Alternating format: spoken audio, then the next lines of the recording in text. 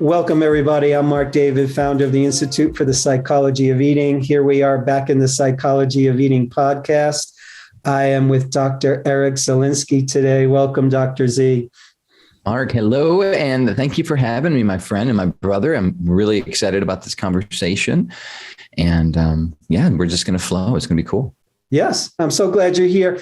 Let me give listeners a little sense, just brag on you for a moment about who you are and your background. So Dr. Eric is the author of the national bestseller book, The Healing Power of Essential Oils and The Essential Oils Apothecary. He's been, pioneering natural living and biblical health education since 2003.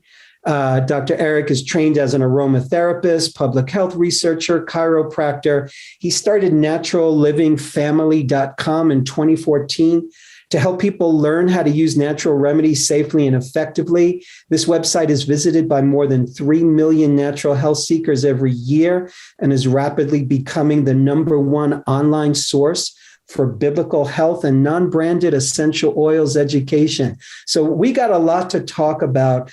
I would love to jump into the topic of essential oils and just first want to get an idea of what sparked your interest. How did you land in that universe? Yeah, it was, there's a Bible verse, there's a proverb that says a man's mind plans his ways, but the Lord directs his steps. And that's something where, also one of my favorite pastors says, blessed are the flexible, for they shall not be broken. Why am I saying that? Because especially nowadays, as we do this interview in 2022, living what we just lived through the last couple of years, we need to learn how to pivot. We need to be like the wind, so to speak, and we need to be able to flow. In my whole experience with essential oils was not part of my vision plan. It wasn't part of my 10, 5-year, 20-year goal cycle. It had nothing to do with why I went to become a chiropractor. It certainly wasn't part of my research track when I was getting my master's at Emory or trying to earn my master's at Emory University. And it was one of those things where I literally just stumbled upon it.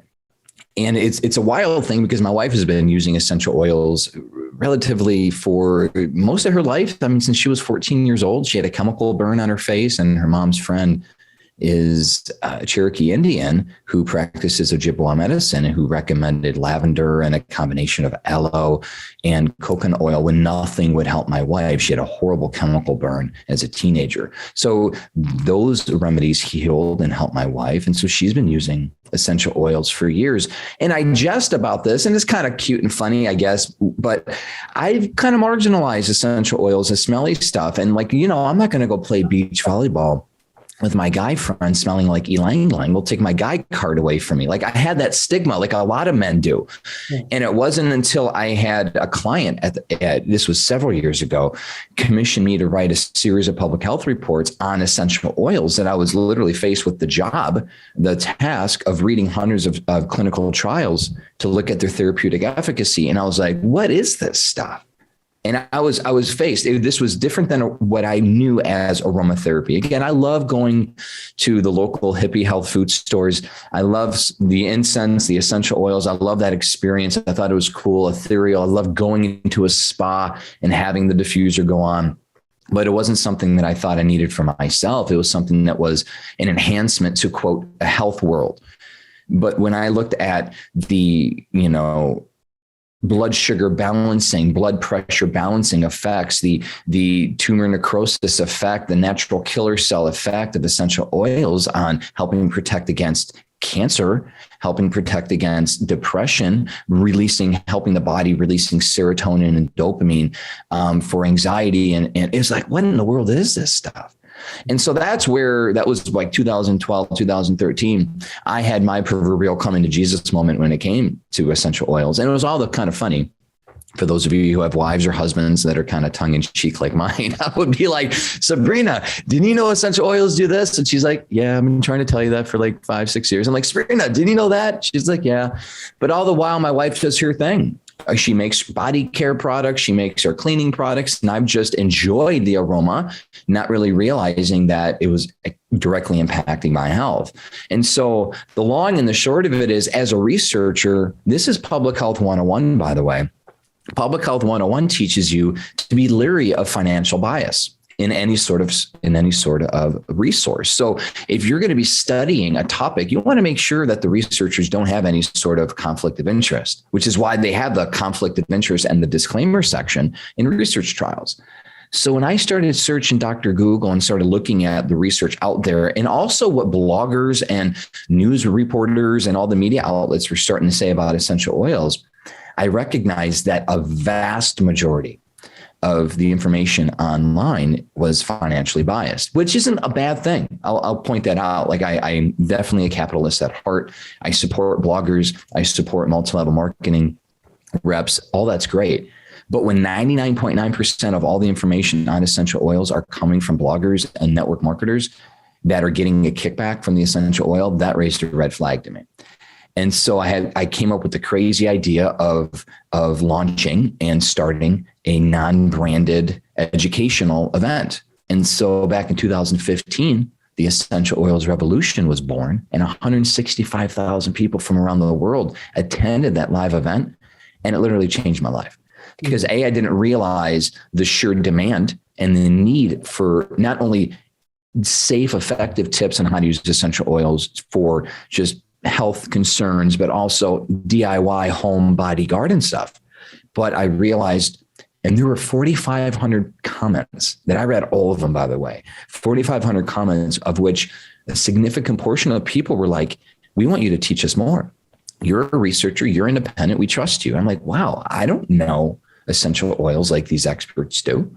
So I literally went to aromatherapy school and I started to study deep. And so I still don't consider myself I'm not an aromatherapist. I don't practice on people. I'm a researcher. I'm a writer. I'm an author. And I've pulled together some of the best research in the world to create my books. But it was really, Mark, at the end of the day, it was supply and demand. The world wanted it and needed it and still does. Because as far as I know, I'm one of the very few people, if not the only one in America for sure, that does what I do to educate people without selling them into a particular company or brand, which is very, very unique in the essential oil space.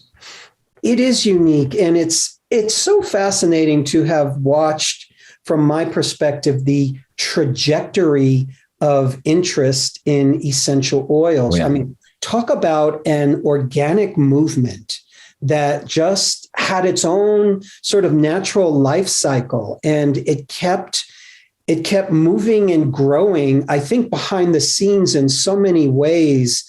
And now all of a sudden it's gone from, something that was a little more really diffuse, because there wasn't a strong voice in terms of, okay, so what is the research? Is there research?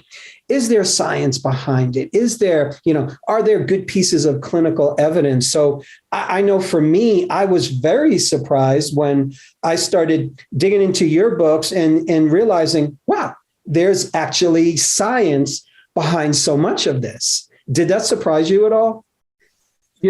It surprised me because of my ignorance, quite frankly. My ignorance of plant biology. I mean, it's so obvious now that I've lived and breathed this. I mean, so deeply. I mean, what do you think?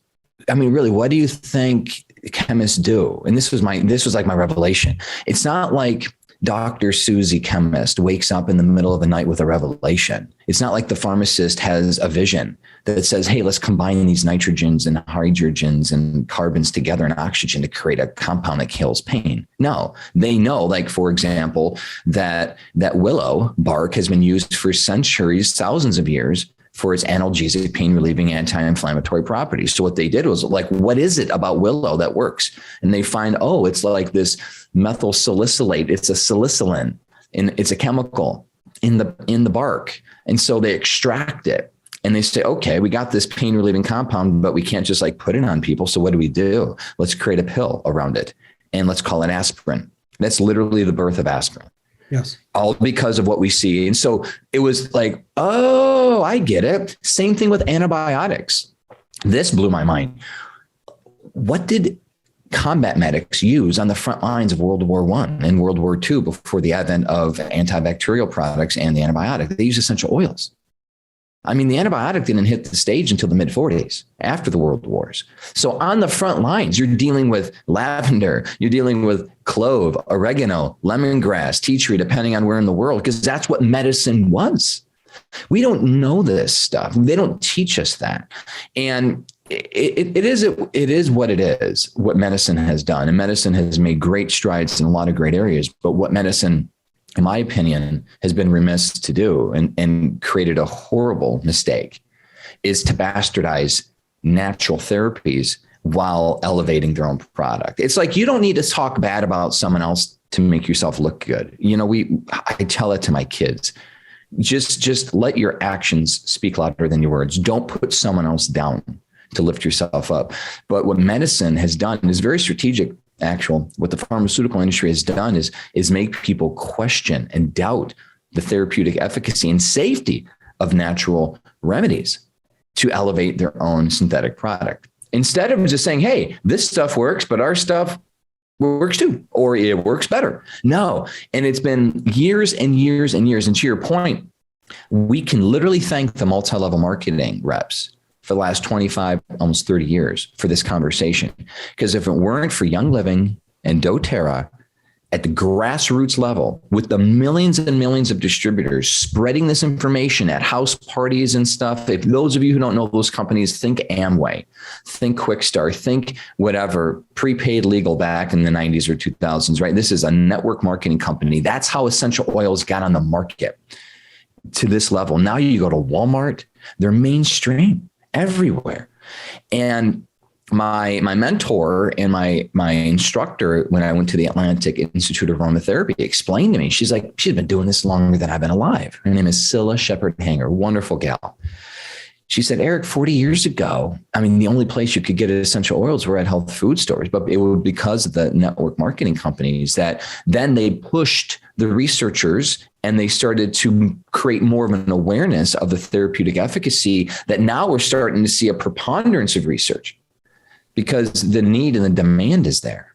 And so it's been a wonderful journey, quite frankly. It's been a wonderful journey. But the reality is it's very much common sense in that every drug today on the market has had in some sort of its process. Again, aspirin is one of the most profound examples. But every drug on the market today has some form or basis in plant chemistry. It's just how it works. So when you go to you get your breathing aid and you see eucalyptus menthol, or you go get your pain reliever and you see camphor, like this is essential oil-based products. And what I didn't realize, quite frankly, was how ubiquitous essential oils are. I mean, they're everywhere in everything that we use all day. What do you think flavors your peppermint patties? Any flavoring in any food is either a synthetic or a completely natural version of the essential oil. So your processed foods, your natural foods, anything with flavor to it, anything with smell, meaning your body care, your cleaning products, your aerosols, you would think obviously, right? Your poo-poo spray, all of that has a synthetic smell. And not only that, but your textiles and your building materials. It's like essential oils are lipophilic, hydrophobic. I mean, they're very unique, fat-loving, water-hating, volatile organic compounds. Like when I hold up this bottle, like this isn't an oil like you might think it is. I'm just holding up a bottle if you're listening, but if you're looking, this is a liquid that was steam distilled from roughly 5 pounds of lavender flowers. So it's hard to even conceptualize how much 5 pounds of lavender is first, because that's a lot of lavender. Just pick up one blossom. It's lighter than air. So you're steam distilling a mass ton amount of plant matter just to get an itty bitty bottle. And the properties of this, volatile, meaning they readily evaporate at room temperature, ambient temperature. So when you put your nose into a rose, you smell a physical particle that stimulates your olfactory system, and that creates a wonderful cascade through your brain and your body through your hormone and endocrine system. It's fascinating. But organic, meaning you're carbon-based, and compound, VOCs, again, volatile organic compound. Compound meaning there's multiple different chemicals. So you're looking at 150 to 200 different plant chemicals in here. Very unique in that you cannot find anything like this in nature in this form. You're not going to go into a lavender field and see a pool of lavender, are you? No, you got to extract it. So it's a very unique concept of taking what our ancestors have done. And they've been making salves and poultices, and they've been making different blends and incense for thousands of years for spiritual purposes, healing purposes, anointing rituals, from embalming rituals. I mean, again, Egypt, Rome. I mean, the currency of essential oils and plant matter was worth more than gold during the spice trade for thousands of years. Yes. And so we're here now, kind of full circle, in a very, I think, a very wonderful irony of where we are in our current climate, our health climate, so to speak, and to see us coming back to our roots, so to speak. And I hope that we find a balance. And that's something I've been trying to preach. It's not all or nothing. It's not allopathic or all natural. It's like, okay, how do we take the best of medicine? How do we take the best of nature to get the best of us?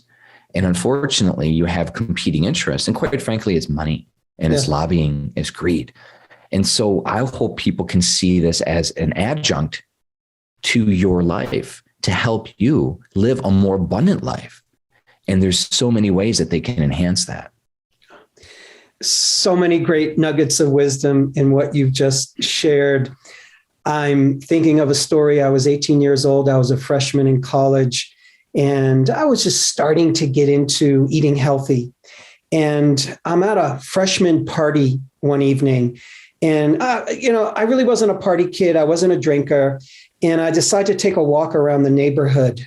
It was in a suburb of New York. And I'm walking around the neighborhood, and it turns out the lilac bushes are in full bloom. Oh, yeah. And I don't think I'd ever seen a lilac bush or smelled lilac. And because I was a kid born and raised in Brooklyn, so it just didn't happen for me. So here I am, and I'm just drawn to this fragrance, which was all powerful. And I stood under this huge lilac bush and I was intoxicated. I was literally intoxicated, and it blew my mind. And what I even realized in the moment that I am so conditioned to not understand my own natural senses, to not be connected to nature. And here I am walking in a neighborhood, and I'm smelling something that it was a life-changing experience. I'll never forget that. It seems like we live in times, and you've said this in your own way, where we've gotten away from the body. We've gotten away from our own naturalness. We've forgotten that so many of the chemicals, the drugs that we now use, their origin comes from nature. They've been derived from plants. Scientists have been studying nature, studying the plants. And it seems as if for essential oils, for aromatherapy, it's so powerful in part because it proves itself. Meaning you take in the fragrance of an essential oil and you're immediately transported. You're changed. You know something's happening. It just might be to the mind, oh, this feels good or this is pleasurable, but you know you're having an experience that just goes beyond the usual. You're so much more eloquent than I am. That is beautiful. What I'm going to transcribe that. I'm going to memorize that. Next time I'm interviewed, I'm going to give you credit for that, Mark. No, that is a perfect explanation. The phrase "stop and smell the roses." Where do we think that came from? Yes. Yes. Right. And it's about, I had my own experience in my early 20s in that just profound impact of being out in nature. And what I didn't realize is something that I covered in my latest book in depth was this understanding of forest bathing, also known as Shinrin Yoku. It's a Japanese ancient healing art, which is essentially just being out in nature and allowing yourself to be, just to absorb and be in a densely wooded area possible, if not just being outside with as much plant matter around you as possible. You're breathing in the volatile organic compounds, the essential oils from the plants and trees. You're grounding yourself. You're literally touching, you're stimulating every sense, touch, taste, if possible. You can even, I used to love being a kid and still do, putting in some sort of, whatever it might be, a wild onion or something in my mouth, like this is something to chew on, like a blade of grass. Like there's something very safe about that, and make sure it's not pesticide ridden grass that you're doing this with. But I used to love doing that, and I still do. Touching, feeling, looking, in the Japanese language, there's a word that describes the specific sunlight that glimmers and shines through leaves at the height of noonday.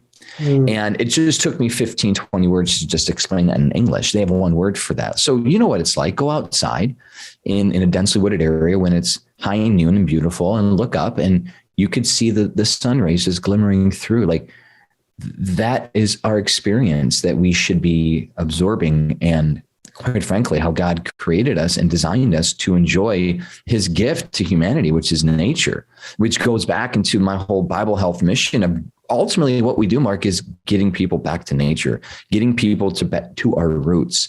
And part of it is essential oils. And quite frankly, you mentioned something about how they proved itself. The way that I've explained it is essential oils are a very easy gateway for complete transformation and life change. Meaning this, and I know you know this, doing what you do for as long as you have. If you were to consult with a client or talk to someone and they're 100 pounds overweight and they live a fast food lifestyle, you know how daunting of a task it is for them to systematically change how they eat. Not only that, but how they live. Like, what are you doing? What sort of things are you exposing yourself to? Like it is overwhelming for people to have to shift and change their life. It is. And you give them a list of things. Some people do, some people don't. But imagine if all you have to do to get a result, let's say sleep, easy one, right? In my world, let's say you've been banging your head against the door with all these different sleep aids. Your hormones are out of whack. You really don't you don't have a grip on your food choices. Your exercise is nil. You really don't move. You're just getting by, and especially the last couple of years has really affected you, like many people. What if I could tell you all you need is to put a couple drops of lavender essential oil in a diffuser that cost you $20 on Amazon, press on right before you go to bed and sleep. Mm-hmm. What if that right there could help you fall asleep quicker, because we know scientifically that lavender essential oil has chemical compounds that literally stimulate immediately, put you in the parasympathetic rest and digest sleep mode, but quickly fall asleep, but give you deep sleep and help you wake up a little more refreshed tomorrow than what you did maybe yesterday. What if that was that easy? That's all it took. Was $30, $40 because you got to buy the lavender, you got to buy the essential oil. What if that right there could help you sleep better? Which now, to me, out of everything that we need to focus on, we need to focus on healthy sleep, because we need to regenerate at night, or we're never going to heal. We're never going to lose weight. We're never going to reduce the stress and anxiety and overwhelm and burnout that are coming at us. We need to relax. What if that's it? What a great gateway into being like, wow, if lavender could do this, then maybe I'm willing to do something else. And so for me, cigarettes were the gateway to narcotics before I met Christ. It was smoking cigarettes as a teenager, which led to alcohol, which led to marijuana, which led to cocaine, which led to ecstasy laced with heroin and all the bad things I did. But it was cigarettes that were the gateway to that. And I found that essential oils are the gateway to, and I don't want to say healthy living, but to a transformed life, because people see, myself included, how easy that is, how instant, like you said, it proves itself, how effective it is, and how far encompassing it could be. And then you start to think about, whoa, if lavender can do this for my sleep, what about, and you XYZ, what's your list? And that's really what I've been having fun. As a researcher, I look at the research, I look at the studies, I write my books. Like I'm a kid in Candyland here, a healthy version, stevia sweetened Candyland, right? It's unbelievable. It's not like essential oils are the cure all for everything, but there are specific strategies. Because again, the plant matter and the chemicals are there. There are certain things that we know how drugs interact and chemicals interact with the body. There's virtually not anything that essential oils can't help you with. And at the very least, And again, I'm not claiming a cure-all, but when you look at the underlying root causes of disease, you start to see a common theme. And when essential oils can actually help at the root cause, whether it's stress, anxiety, overwhelm, most of them, which is in the mind, toxic overload. Note, I didn't use the word inflammation. And this is something that I learned, which is pretty profound to me. Inflammation isn't a root cause of disease. It's the mechanism. It's the actual vehicle that wears down the body, which then produces everything that people are struggling with today. But what caused the inflammation? That's the question. Was it overwhelm? Was it stress? Was it burnout? Was it toxicity? Was it emotional toxicity? Was it what you're exposing yourself to, putting on your body, breathing in all day? You'd be surprised. The air in our home, the Environmental Protection Agency has said is 2 to 3 times more polluted than outside. You're better off breathing air outside with all the exhaust and the fumes that come by your street than you are in your home. That's proven. Wow. What do you do about that? Get an air purifier, use some essential oils, reshape, get your windows open, spend time outside, practice some forest bathing, get out there. And when you can't get out there, like me, I'm not out there now. I'm working, right? Quote, I'm in an interview, staring in front of a computer. What do I got? I got my diffuser behind me. I got my plants next to me. I'm trying to create as much of a natural environment as possible so that my body really responds well to being indoors, because we are very much sentient indoor creatures by nature. We're going to want to live the comfortable life. So it's just been a wonderful way of life, learning that we have much more control over how our body responds to stimuli than what we give credit. And again, if it starts with just a couple drops and having your anchor, having an anchor of whatever it might be. And this is something that we teach people when it comes to trauma and abuse therapy, forgiveness therapy, emotional recall healing. Having an olfactory anchor will serve you the rest of your life. Because one thing that we need to understand about the body is, out of all of the senses that we have, pain, touch, taste, right, all that, hearing, out of all of the senses, sensory inputs that we have, the most profound and powerful, the original, the first, the primal, is your sense of smell. Yes. So when you inhale something, you have a direct, immediate impact on the brain.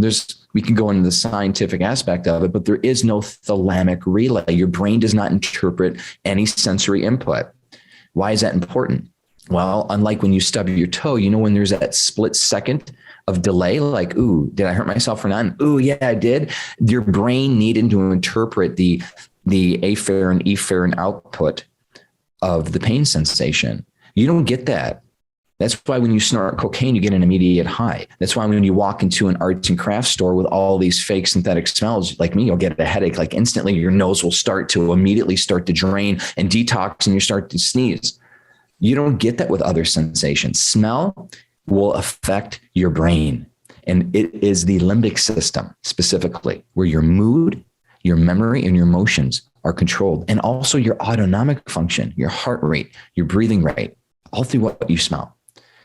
And so when you start to understand that, it's like, wow, how do we get into this place? Quite frankly, it's because of our society that we've lived in. We've enabled us to not rely on our sense of smell like we did 3,000-4,000 years ago. We should not, and I don't want to get on too much because this is a soapbox of mine, but we should not need a smoke detector in our home to keep us safe. Just think about that. You don't have a light, you don't have a visual light detector. You don't have like a, sensory detector for touch. Like, why smell? It's because we've dampened our sense of smell systematically for the hundreds of years that we've been living in this industrial complex. But thousands of years ago, when our ancestors lived outside and they smelled anything that was noxious, like, how do you think they knew that a plant wasn't safe to eat? Intuitive, yeah, but also their smell, like an animal. We don't have that anymore, and that's not good. So how do we get that back? How do we regenerate that? Very systematically, using essential oils, getting away from those toxic smells. I am so intolerant of chemicals smell that I literally have to hold my breath to walk down the cleaning aisle if I'm ever at like Walmart or Target. I can't handle it. Like, I'll get immediate sympathetic response. No joke. Nose drainage, headache, nausea. Like, it is bad. And some people say, well, I don't want to get to that point. I don't want to be affected. Yes, you do. Like you don't want to be able to go to McDonald's and eat the worst possible food and not get a negative response, because you want your sensation there. You want those defense mechanisms there. Same thing with smell. And so it's one thing that I've really learned to tap into, and how primal and how real it is. And when you're outside, like your lilac story, like my lavender, my rose story that I had when I was a youth, your body just responds so well. You're like a sponge. And it's like, wow, there's nothing more I like doing than with my kids, going out for a hike, going to the local gardens, taking them around, just enjoying. And I love you use the word intoxicating. It is intoxicating by design. And it's lovely. And it's a gift. It's a gift from God. It's a gift from nature.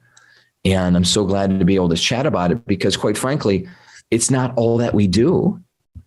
It's a part of what we do, but it's the easiest thing that we do in my life that anyone can do, which requires minimal change. And that's my sales pitch. I'm selling to you, everyone. That's more than a sales pitch. Anyone can do this, really. Yeah. Beautiful, just beautiful explanation about really the essence of essential oils, our sense of smell. As you were speaking, I'm reminded of, I don't know when it was, a handful of years ago, I stopped thinking of the five senses that we normally refer to. I stopped thinking of the five senses as senses, and I started thinking of them as intelligences, as forms of intelligence. I noticed that because I was speaking with different people, and you've probably had this experience. If I had to eat the diet today that I used to eat when I was a kid, I would die. The same foods that I ate when I was young or I was a teenager, the same junk foods would taste horrible to me. They didn't taste horrible back then, but as I educated myself, my sense of taste became more educated. A wine taster, blindfolded, can distinguish the taste of over 100 different wines. So they have educated their taste intelligence. They've educated their smell intelligence. So in a way, what it feels like to me is that something like aromatherapy, essential oils, we have to meet it in a certain way. Like, yes, it's bringing this experience to us, but in order for me to meet it, I have to be present, because if I'm scattered, then I can't take in the sensation that's offered me. If I walk down the Walmart aisle where all the cleaning supplies are, and if I'm not in my body, if I'm not present, I'm not going to notice that it's toxic. I don't know how people do it. I'm the same way. I walk down the aisle to get my cleaning stuff if I've got to get a Clorox or something, and I'm literally holding my breath. But what I'm saying is that there's an intelligence that gets developed as we educate our senses.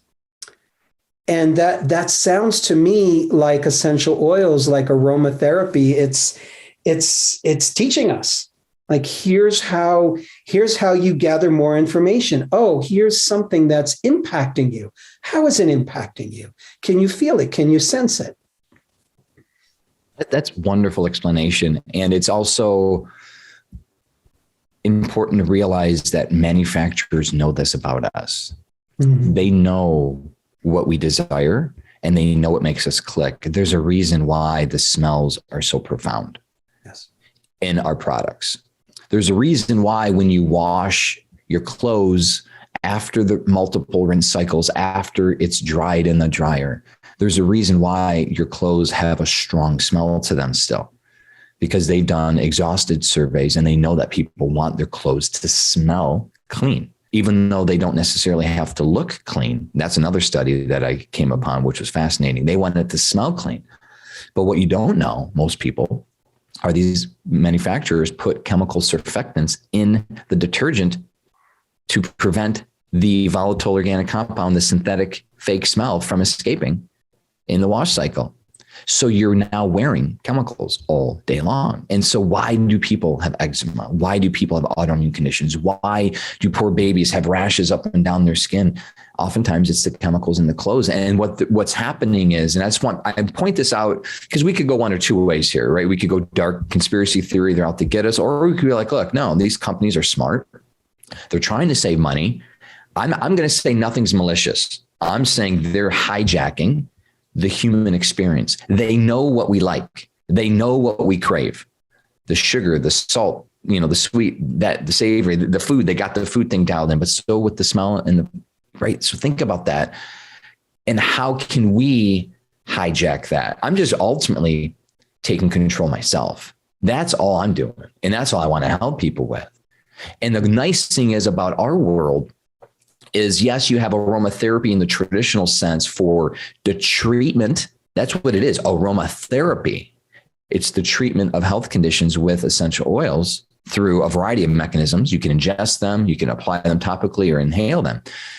But one thing that we've done and we realize is, quite frankly, the biggest bang for our buck, our time, our energy, and also to help people, is to give people a fishing pole to show them how to use it so they fish for themselves in a sense where, how is it going to help you and everyone listening if someone just gives you a bunch of non-toxic cleaning and health products, be like, okay, this is what you use from now on, without understanding why or without seeing the difference or knowing how to do it yourself. It's like we are looking constantly to help people do it themselves. So maybe aromatherapy for you isn't about treating a disease. Maybe it's about living a detox life. Maybe it's about systematically getting rid of those chemicals. So now, and I know you know this, Mark, now your metabolism can start to function properly because people are under such a mass metabolic burden due to the chemical overload. The average woman, because of the specific body care that women use, unlike men who typically don't use makeups and don't use a lot of the different products that women do. Women walk out of the house, a literal walking science experiment with all of the different, again, think about what you're putting on your skin, putting about what you're cleaning with, what you're doing, hundreds and hundreds. I mean, we're exposed to hundreds of thousands of chemicals every day. But specifically in body care, the problem is hundreds of these are known carcinogens. And now it's really crazy, right? Because of all that we've dealt with in 2020 since, everyone's talking about hand sanitizer, and benzene is a chemical that's in a lot of hand sanitizers, and the Food and Drug Administration had consistently the last 2.5, 3 years outlawed, banned, and recommended against certain benzene-based products. Now it's in the Wall Street Journal. People are like, benzene is a cancer-known carcinogen. These products have potentially dangerous levels. Like, we've been sharing this for 20 years. And it's like, it's just not benzene. Phthalates, talc, mineral oil, anything in your product that has the word parfum or fragrance, it's a neurotoxin. Yes. And when you go deep into this, when you look at how the body responds, if you create a neurological inflammatory response because of what you're inhaling, which happens, you're going to find yourself more at risk of developing serious conditions like Alzheimer's and dementia, let alone the more nagging conditions like allergies or asthma. That's nagging. That's not life-threatening for most people. I'm talking the primary causes of death: cancer, heart disease, diabetes, obesity. These are linked to toxic overload. And how do we stop it? Well, looking at what's in our products, what we use. And that's where, to me, I like to share this, what we call this biblical health lifestyle. It brings us back to nature, brings us back to how God designed us to live. And essential oils, quite frankly, are a big part of it because they're in everything that God gave us to use. And it's fun. It's exciting. It could be a little daunting at first, which is why we try to tell people and encourage people to start with a couple drops of lavender in your diffuser. But if you're willing to even make your own hand sanitizer, like I'm holding up, this, quite frankly, is empowerment in a bottle for a lot of people. And we could talk a lot about hand sanitizer, the risks of using conventional hand sanitizer, the triclosan and triclocarbons, which are registered pesticides since the 60s. It's in this stuff. And we could see how the FDA has really wafted and gone back and forth But the fact that it's so ubiquitous now, the fact that hand sanitizer now in 2022 and beyond is a core school supply for kids to go into schools. I mean, you need paper, pencil, crayons, markers, and hand sanitizer. That's school supplies now. I got 5 kids. It's crazy. So what we do is we make our own and we tell the teachers, hey, they're going to use this. And it's basically alcohol and essential oils. So get highest proof alcohol you can get, Everclear if you can get it, or a high proof vodka. Add some essential oils. If you really want, you could put some aloe in it. You don't need it, but it's that simple. And it's quite frankly even more effective than the junk that people are using at the store. And now the smell is intoxicating, right? And then the neat thing is, this is where intoxicating becomes infectious in a good way, because now the teachers want this stuff. And now we give the kids certain hand soaps to use. We make our own, so easy to make, by the way. Little Dr. Bronner's Castile soap, essential oils. I mean, this stuff's so easy, so cheap too. And we make our own soap for the kids, and all their teachers are like, hey, we're out of hand soap. Can we get some more? They like it. So every Christmas or birthday, my wife creates little goodie bags for our kids' teachers with soaps and hand sanitizers and essential oils and stuff, because who wants to be around all the chemicals? It makes you feel good. You can actually clean your hands and actually feel good afterwards. And it's subtle, but it's nice. And so that's the way of life that we're promoting. And there's so much we could talk about once our body is freed from the metabolic burden of being loaded with toxicity all day long. It starts to function better. And we've heard some unbelievable reports of people literally losing weight, just not changing anything else in their lifestyle, but starting to use or make healthy versions of body care and cleaning products. And 2, 3, 4 pounds just kind of goes off the scale. And they're like, I'm not as hungry as I used to be. I don't crave the snacks as I used to. I have more energy. I don't feel so weighed down. And they're like, is that because I'm making my own body care? I'm like, yeah. They didn't recognize, and who can, right? You're not taught this in school. We were not told that what the chemicals do is put a burden on your metabolism and completely weighs you down. And there's so much more we can talk about that with the hormone output, the neurotransmitter output from the brain. And it's like, wow, what a cool way of life. And so I want to encourage people, to start with something. And this is something that we always go back to is low-hanging fruit, actionable items, whether it's hand sanitizer or you're making your own hand soap, or simply, by the way, and I'm going to challenge everyone to do this. If you have any aerosols or plugins or poo-poo sprays that are not 100% pure essential oil based, throw them in the trash. Don't even give them away at the food pantry. They're toxic. They're bad news bears. Throw that stuff away and get a diffuser, a water diffuser on Amazon, or you could get an aromatherapy plugin. Whole Foods and all these health food stores sell them nowadays, and start there. That's a really easy way.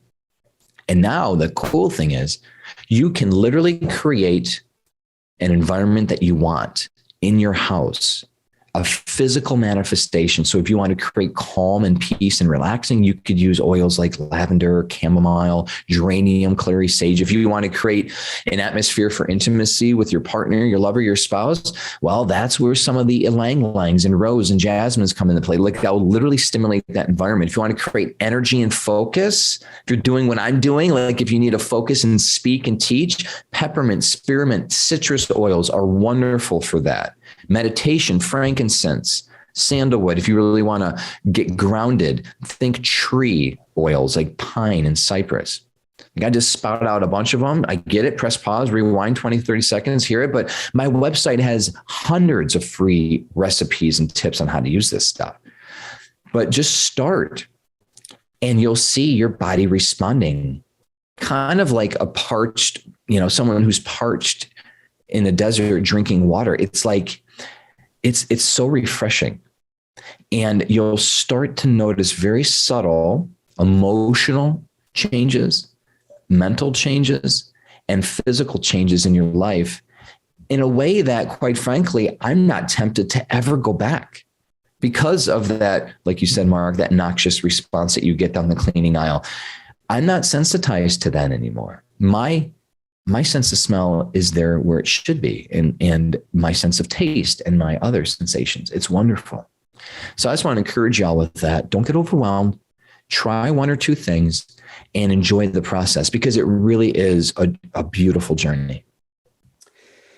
Thank you so much for that. That's such a great way, as you mentioned, for people to, hey, just start somewhere and play and experiment. And really, that's the beauty of essential oils, because it's so easy to play with them. They're playful. They're stimulating your senses. They're speaking to you pretty loud and clear. As you were speaking, and we're talking about, on one level, a return to our naturalness. And I think what's often missing in the conversation of naturalness, natural healing, natural medicine, and we're always talking about the wisdom of natural medicine and the wisdom of natural substances or plants, that, and you alluded to this, that's by design. And I wanted to have a bunch of time to talk about biblical health with you, and perhaps that's for another conversation, but I at least want to touch on it, because really, if we're elevating the natural, there's an acknowledgement in there that, to me, there's an acknowledgement there that there's a higher power, there's a creative power, there's a God, whatever you want to call it. There's an intelligence in there that is so far beyond us. To me, it's the intelligence that's created us that we're really referring to, and that we're really learning to trust. And I'm just wondering if you can give us just a couple of nuggets that would help us understand, what is biblical health? Biblical health, Mark, is something that I've been trying and continuing to define in a way where people will recognize that, and make it obvious that it is our God-given right to live an abundant life. And, in the Gospel of John, Christ said something that the enemy, Satan, the devil, comes to steal, kill, and destroy. And Jesus said, I came to give you life and have it to the full. Other versions, other translations say abundant life.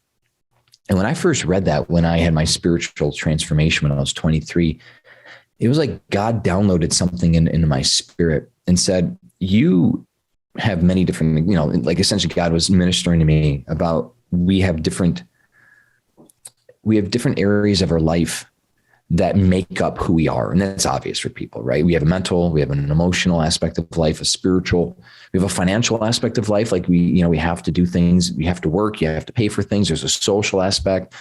And I just started looking at all these different areas of life, and I started to realize how they all interplay with one another.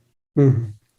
And you can't be a physical rock star, right? And have a supermodel body and be on Instagram and always taking pictures of yourself in a bathing suit and be in clinical depression and self-medicating with narcotics and alcohol and call yourself abundant. And it's that misnomer. And also in that same vein, money, you could be rich and famous, but look at how emotionally distraught these famous people are. Look how many take their own lives. Look how much they struggle. And the same aspect, you could be a spiritual rock star. You could be the Billy Graham of the world, preaching and saving souls around the country and around the globe. But if you're 50, 60 pounds overweight because you're not taking care of your body, and if you die of a heart attack at 60, that's not an abundant life either. And so I noticed that a lot of folks in Christendom don't really speak on the health aspect because food's an idol. Let's call it for what it is. Sugar. People don't want to meet. When I talk what I do and I preach to the Southern Baptists, they don't want to get rid of their biscuits and gravy. I'm stepping on toes. Yeah. So I've majored on the health aspect of it because that's something that I've resonated with. But biblical health to me is about living balance and being fruitful in all the areas of life and having a spiritual connection with our Creator, of having mental and emotional well-being, where, heaven forbid, another, name it, like how many more catastrophes can we deal with as a people. Lord, help us. We're very resilient, by the way. But when another catastrophe happens, when another traumatic situation, when another outbreak or another whatever it is occurs, we have at least we're grounded enough where it won't drive us into deep, significant depression.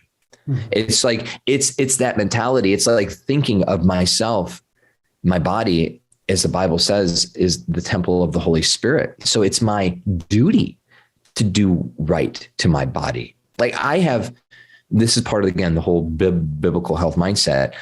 I take these scriptures, I take these truths that I hold true from the Bible, and it literally has shaped the course of every aspect of my life. Now, you're not going to get thou shalls and thou shall nots, how to eat and all the things and what to take and what not to take.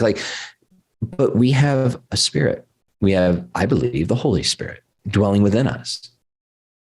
And as a Christian, that guides me into making the decisions that I need to make. So when 50 years ago, whatever it was, the microwave hit the stage, my mentor and father in the faith, Enoch, God said, don't use this thing. It's not good for you. Everyone was using the microwave. It was the thing. And God said in his spirit, just don't. This thing is not healthy. It's not. And he never did. And now we know what the microwave does and how much damage it could do to food and to the human body, the EMFs and all that stuff. But being in that position where you are in tune with the spirit, and quite frankly, we have everything that we need within us. Like, you are the cure. I am the cure.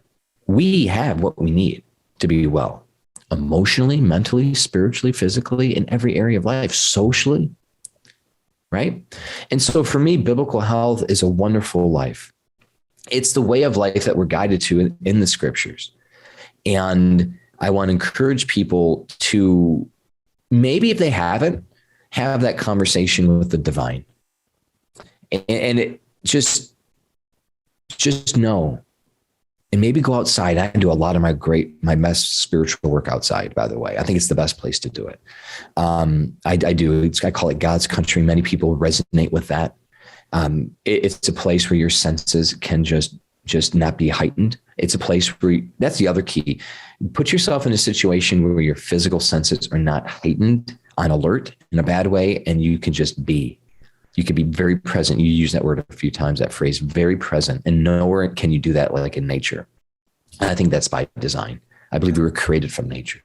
Mm-hmm. And I would encourage people to get into God's creation and just start a conversation, start to think, start to look, start to appreciate the gift that you are to the world and a gift that we have been given, which is the world.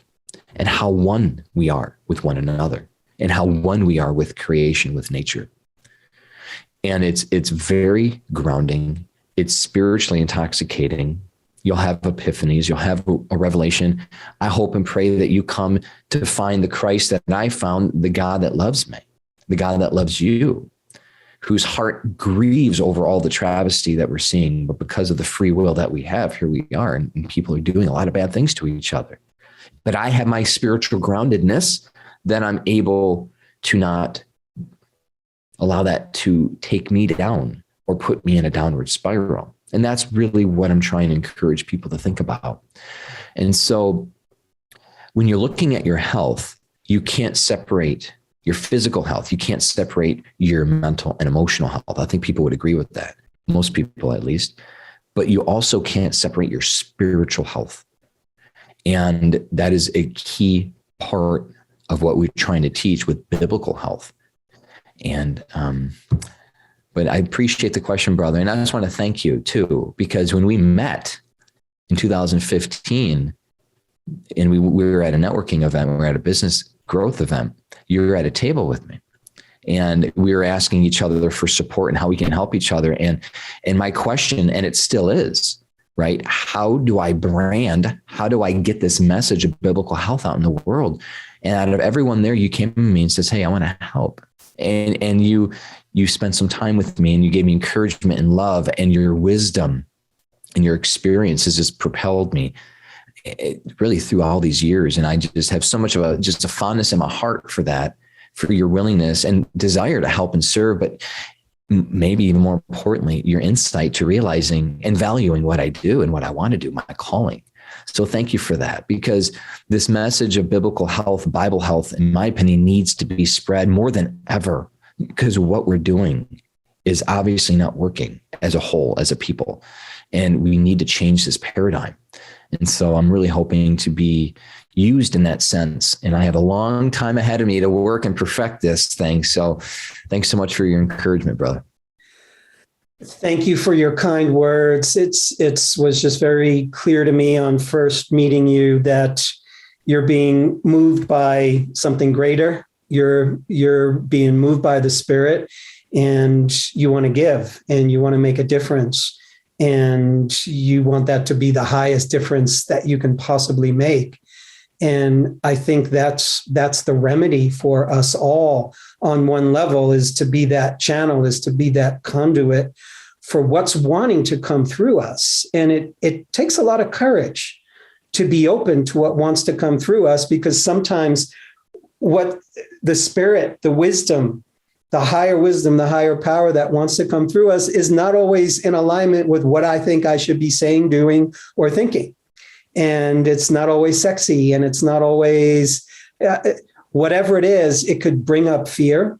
And I just love the way that you are committed to your path and just committed to doing the mission that you came here to do. So, my friend, with that said, how can we tap into your world? What should listeners know? How do we reach you? How do we learn more about essential oils, about biblical health? And check out my website, naturallivingfamily.com, and just enjoy. Search some topics that are exciting to you, hopefully, that are something that you want to learn more about, and maybe a product or something that you want to make, or just whatever it is. But if you ever want to reach out to, there's a contact us form, and we could just communicate. I have a wonderful team and a prayer ministry that are really here to help you and to serve you and to pray for you too, because this is something that we're really trying to put at the forefront of everything that we do to inspire and motivate everyone. So, Mark, thanks again, brother, for this opportunity. It's been a wonderful conversation. And yeah, I mean, when you open up Pandora's box on essential oils, I mean, boy, oh boy, it's hard to fit it all in one discussion, but you did a great job wrangling me in. And you did a great job being a wonderful spokesperson. Dr. Eric, thank you so much. And thanks everybody for tuning in. More to come. Take care, my friends. Hey friends, we're so happy that you've joined us for another episode of The Psychology of Eating with Marc David. Are you loving these episodes? Then simply subscribe and you'll never miss an episode again. We'd also love it if you'd leave us a comment below so we can hear more about your own journey with food and body. And if you're curious about what we offer at the Institute for the Psychology of Eating, including our internationally acclaimed coach certification training that's rooted in dynamic eating psychology and mind-body nutrition, please head on over to our website, psychologyofeating.com. Until next time, take care, and remember, having the body you want starts with loving the body you have.